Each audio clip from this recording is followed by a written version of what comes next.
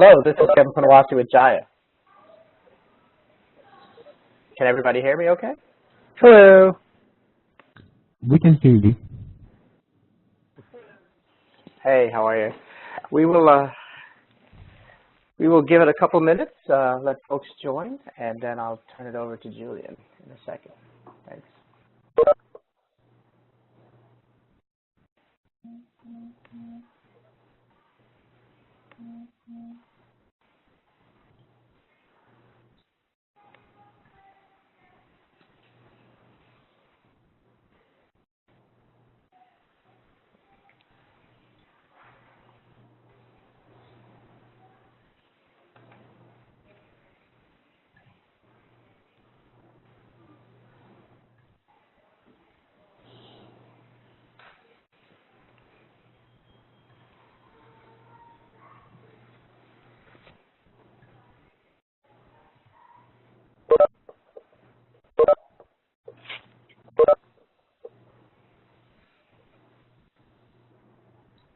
Okay. I hear a couple more beats. Let's go ahead and get started. As I said, this is Kevin Panawasi for Jahia. I run alliances in North America, and this is part of our monthly series where we're doing virtual developer meetups for our customers and our partners in both North America, and because of the time, it's actually a global meeting, so we have folks from EMEA as well. Today, we'd like to talk about doing the shared Java objects in a DX7 cluster using Hazelcast. And with that, I don't know what all of that means. I'm going to happily turn it over to our top-notch engineer out of Toronto, Julian Marel. Julian, if you're ready, I'll let you take over. Alrighty. So good morning, everyone. I'm Julian Marel from Toronto in Canada. I am going to talk about Hazelcast and how you can share objects between across a DX7.2 cluster. And the first question worth asking is, why bother, right? When you have local objects, the service is rendered perfectly, so why bother share objects between the servers? The first reason why we want to do that is because a replicated object is a highly available object.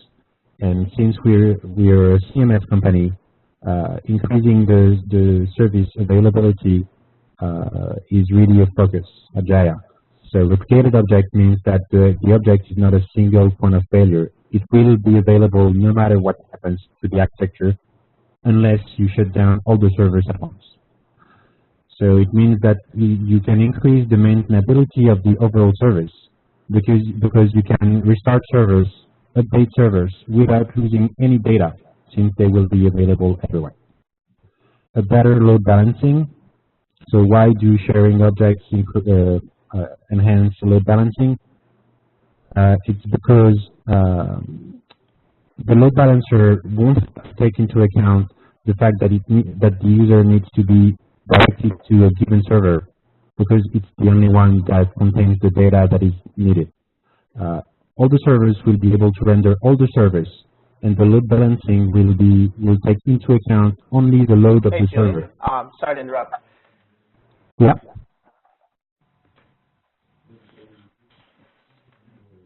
Hey, Julian.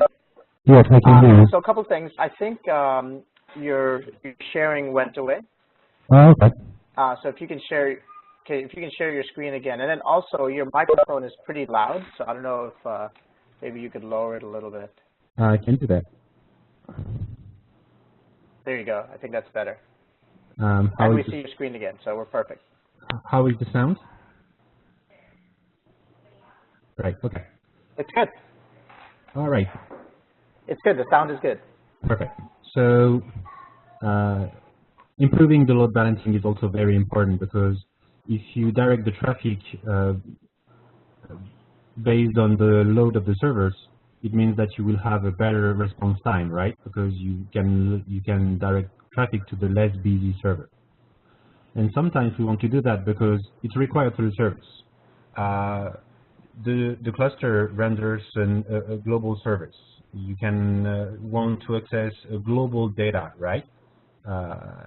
And to do that, you need to be able to share your objects across servers. So sometimes you just need to share objects, and this is a nice way to do it. So why do we want to share objects, and how do you do it? So the two solutions that I talked about is, the first one is the sticky session. It's the lovely name that we give to a service that directs users to a given server, and only that server. And when you see that graph here, we understand the problem. If that server goes away, the one on the left, the user will have to be directed to another server. Okay.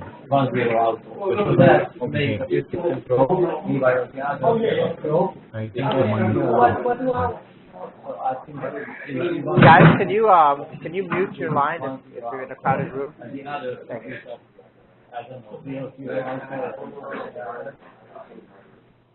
All right. So yeah, we don't want to be tied to be bound to a given server. If that one goes away, it means that the session goes away, the authentication of the user goes away. This is not a good strategy. While with the stateless approach, with all the objects replicated, the user can be virtually redirected to any server. We don't care. The service will be the same. So it's more elegant, and from a load balancing standpoint, it's a better alternative. So what are the solutions to sharing objects across a cluster? We have two main solutions. The first one is to externalize the objects to an external database, an external backend, and the other one is to synchronize the objects online, right, without any external backend.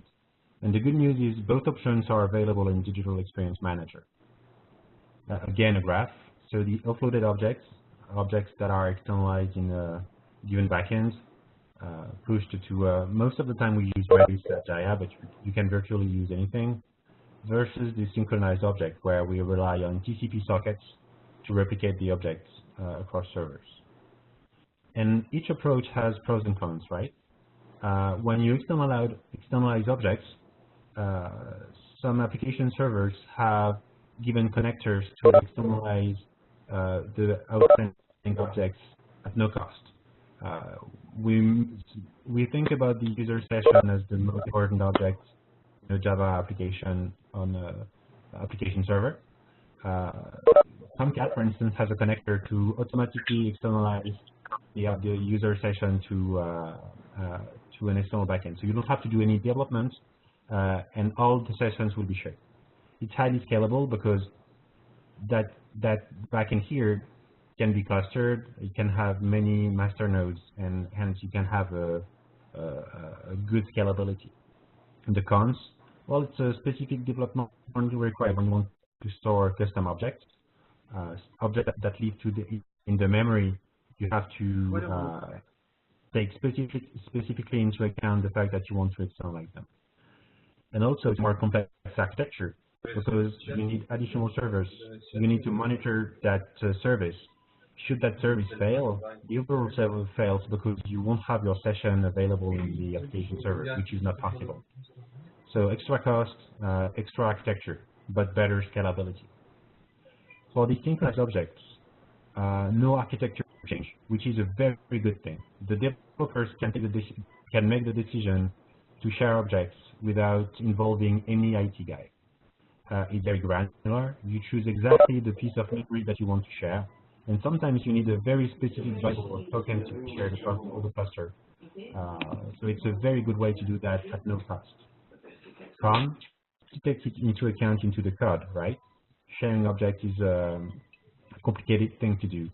But we'll show you that with the tool that we are providing inside Digital Experience, it becomes to be very easy.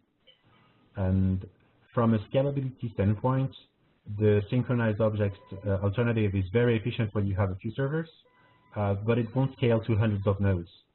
But good news for Jahia, we never scale to hundreds of nodes. We never do that. We never need it.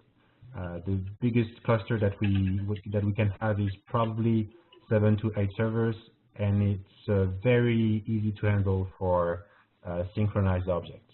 So no problem here. Hazelcast, it's the topic of the presentation, right? So Hazelcast describes itself as the leading open source in-memory data grid.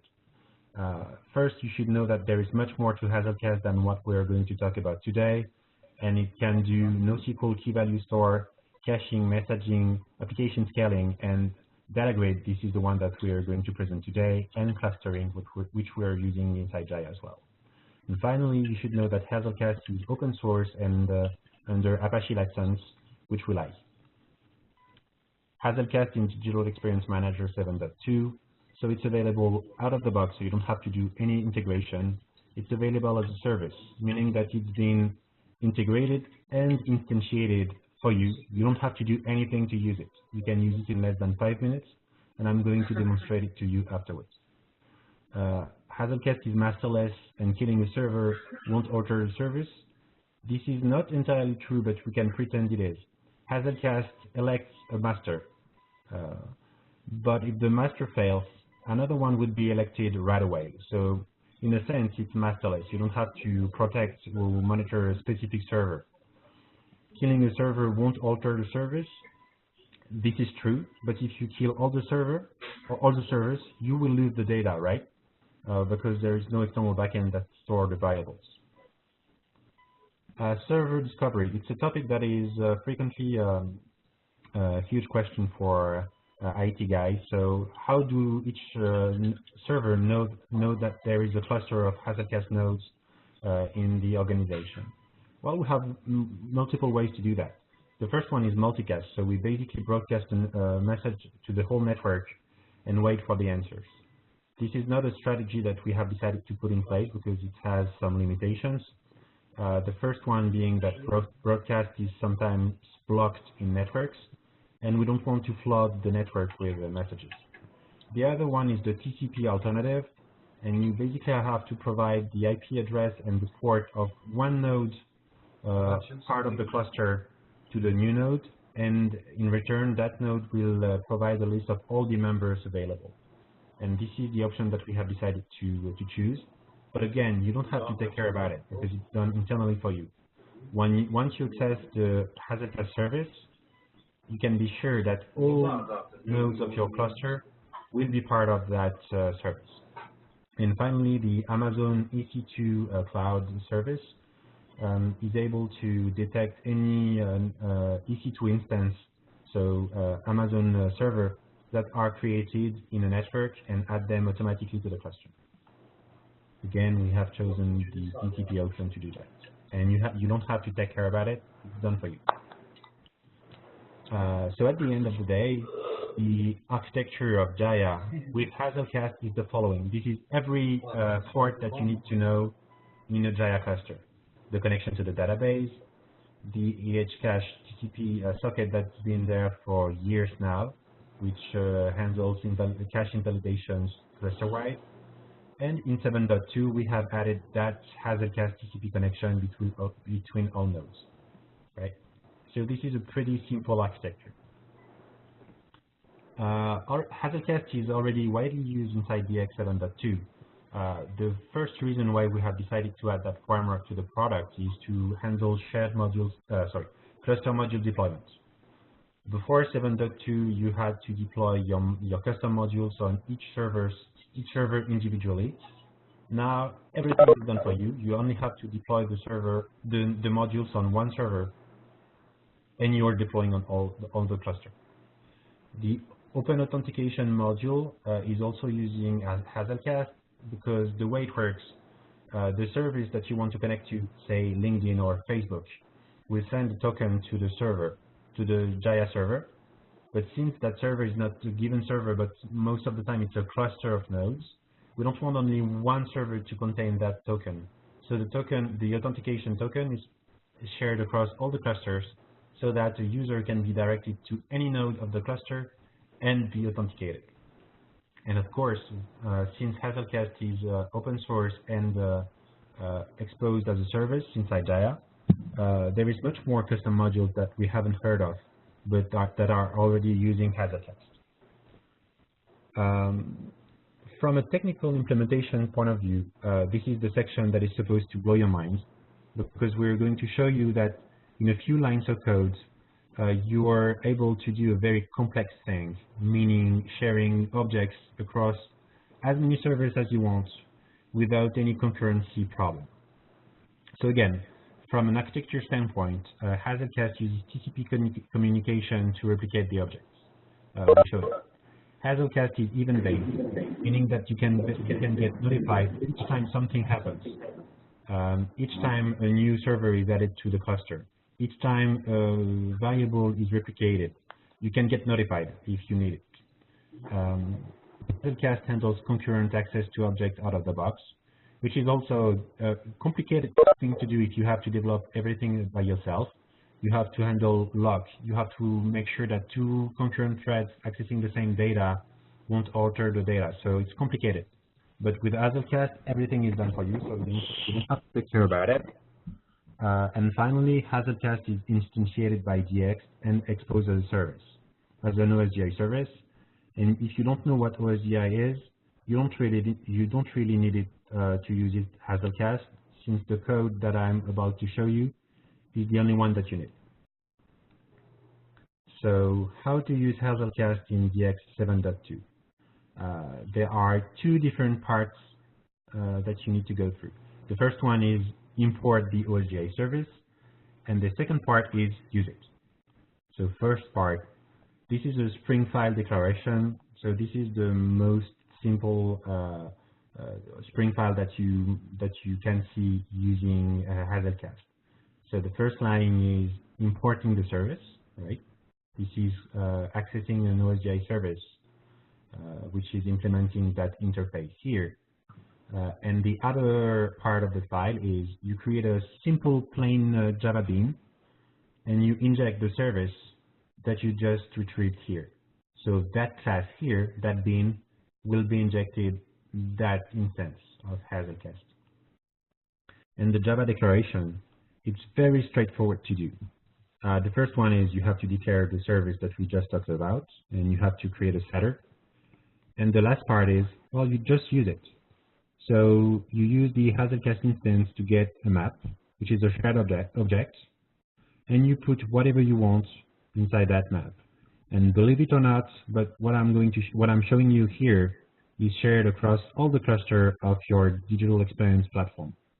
That data here, you can access it from wherever you want. So this is effectively the simplest thing that you can do with Hazelcast, but as I mentioned earlier, there's much more than that you can do. But the topic of the presentation today is about sharing objects. So of course, you don't have to share only maps, but you have much more data structure that you can use and share across your service. The first access to get map here will instantiate the shared objects, okay?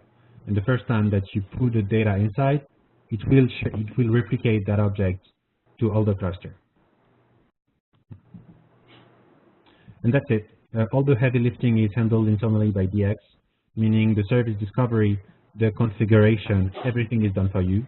There is only that piece of code that you need to handle. And of course, if you want to do more with Hazelcast, you can go through the documentation and use more of its features. As I mentioned earlier, Hazelcast is event-based, meaning that you can get notified if should anything happen on the platform. Like the membership listener, if you want to get notified each time a Jahia server is added to the cluster, this is the right way to go. Distributed object listener, if you want to get notified each time a shared object is created or destroyed, and so on and so on. The entry listener and the item listeners are listeners that are fired each time a specific object, like an IMAP, the shared map that I just showed you earlier, is accessed. So it's very efficient, and there is very few code that you need to write in order to use Hazelcast. If you want to fine-tune the configuration for various things, such as if you want to configure the size of the packets or that kind of things, the Hazelcast configuration is available for you, and you can fine-tune it. It's pretty simple to do. Finally, from a performance standpoint, Hazelcast is designed to play well under high read and write load, meaning that you can scale a lot. You can add many Jahia servers without any problem. And of course, the network performance is a key aspect of Hazelcast performance, because we are dealing with objects that are in memory. memory is a very, very fast storage, while network is a pretty slow storage. So you will be limited by network performance before you are limited with by memory access speed. So think about network performance before implementing a service.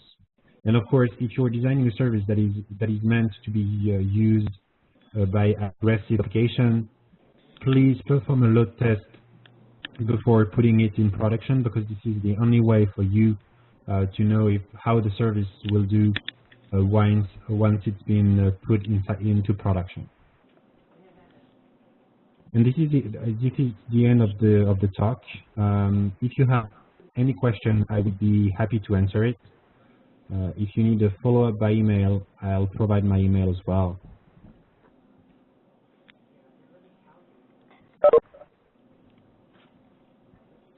Yeah, so I'll open it up for any questions. Feel free.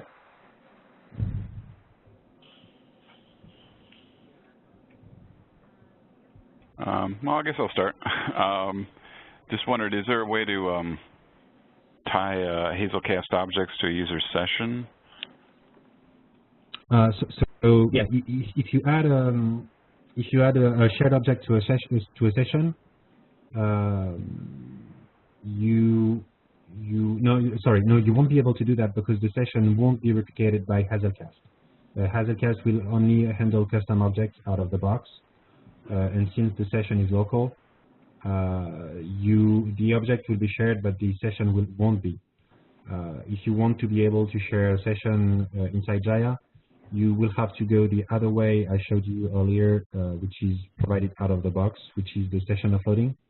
And that option here, which is implemented for you, will offload the user session to that database here. I know that Hazelcast provides way to synchronize the user sessions across the servers, but we have never tested it at Jahia. So it probably works, but I cannot guarantee it.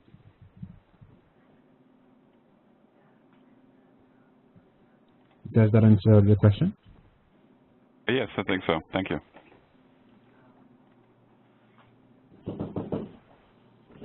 Yes.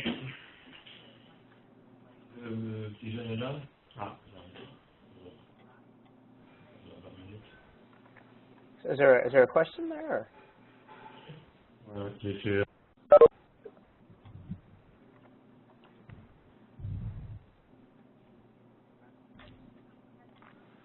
Okay, any others?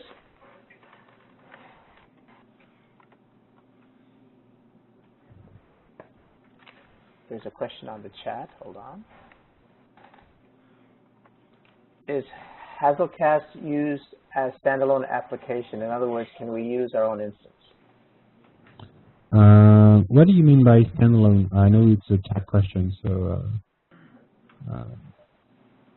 Yuri, are you able to ask the group, or?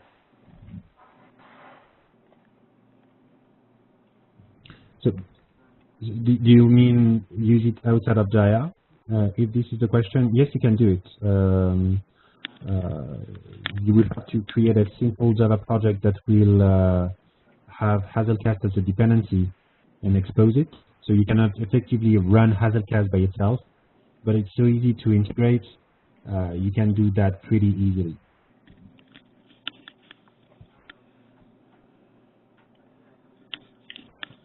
Okay, let's say thanks. Okay, any other questions?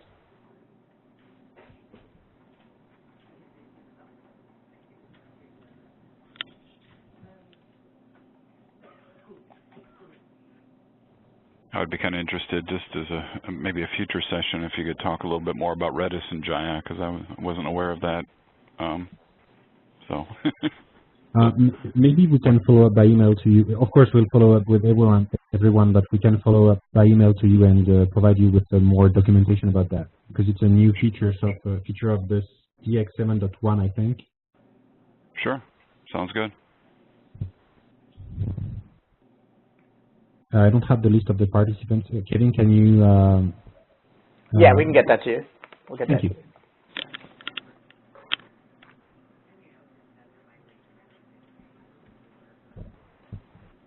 you. Is there best practices to use Hazelcast? Well, there is two things about Hazelcast. The first thing is it's handling concurrency for you. So it's locking nodes, it's locking memory objects so that two threads won't access the same data at the same time.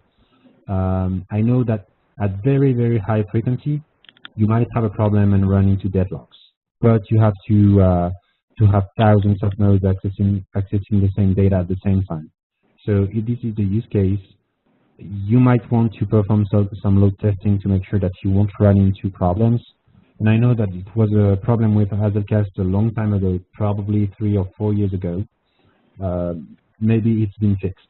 And the other one is always test your performances before sharing anything, because you never know how frequently will a memory object accessed, and if the object is accessed thousands of times a second, you might run into problem and you might slow down the whole service. Because it's effectively the first time that Jahia is network intensive. We used to be CPU intensive, database intensive, but network we've never done. And since we're serializing Java objects to the network, this is a new thing for us. So testing the performances beforehand is a very good practice.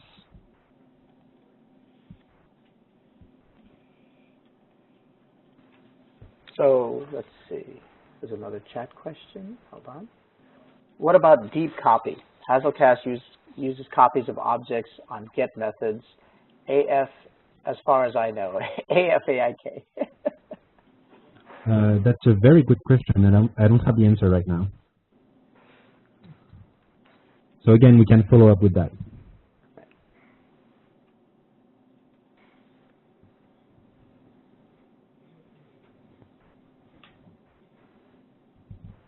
Okay. Well, I think that's it. Julian, I want to thank you for giving us the overview today. Very interesting topic, and as we mentioned, feel free to follow up with us. We will send some material out to everybody as a follow-up as well. And just want to thank everybody for coming on board today. And as mentioned previously, we're gonna do these on a monthly basis. Julian, do you know what the next month's topic is? I know you're slated for that as well. Yes, it's a presentation of how to use the Jahia tools, which is a specific tool to troubleshoot Jahia problems, including the data. It will allow you to run some scripts, some requests, queries. So it's very useful to do things. And the aim of the presentation is to present you the tool and also to explain you how you can enhance that environment, the tool environment, with your own tool for specific needs. Great, and I think Louis put that in the chat as well. Keep calm and open the tools, and that'll be in April. So we'll open the registration soon on that. Excellent. All right, well, thanks everyone. Thank you, Julian. Thank you, Louis. And everybody have a great day. Thank Bye-bye. you.